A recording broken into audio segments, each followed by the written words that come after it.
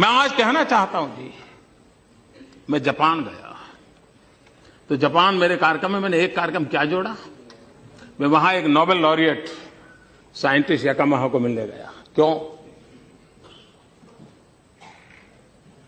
Photo निकलवाने के लिए।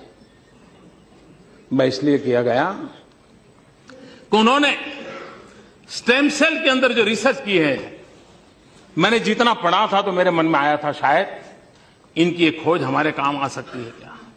क्योंकि मैं जानता हूं मेरे देश के आदिवासी, उन आदिवासियों को परंपरागत रूप से सिकल सेल की भयंकर बीमारी से जूझना पड़ रहा है, और सिकल सेल की बीमारी कैंसर से भी भयंकर होती है। जिन्होंने सिकल सेल की बीमारी वालों के विषय में पूछा है तो पता चलेगा ये कितनी पीड़ादायक होती है, और पीढ़ी दर पीढ़ी चलती है।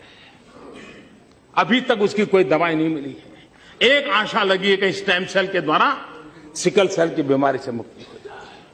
हम गए तो वहां गए, उनसे चर्चा की, और बेंगलोर के हमारे साइंस इंस्टीट्यूट के साथ आज उस दिशा में हमारा काम हो रहा है कि स्टेम सेल्स के द्वारा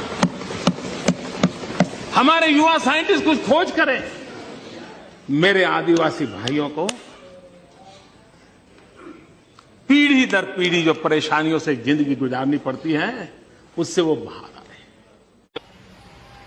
मित्रों, मैं विज्ञान को तो ज्यादा समझता भी नहीं, जानता भी नहीं, लेकिन शायद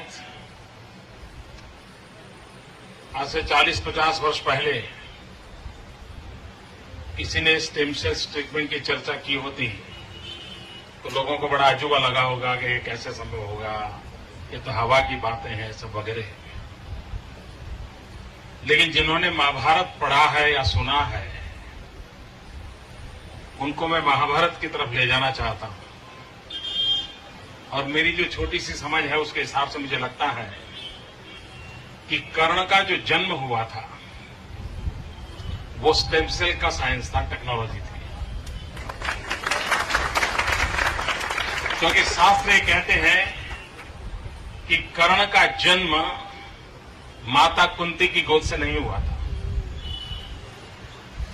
कर्ण के जन्म की सारी जो कथा आती है वो शरीर पर से एक छोटा सा हिस्सा लिया और उसी में से कर्ण पैदा हुए।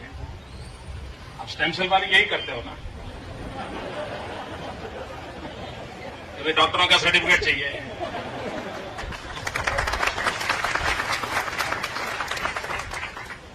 तात्पर्य यह है कि हमारे देश के पास कुछ तो था,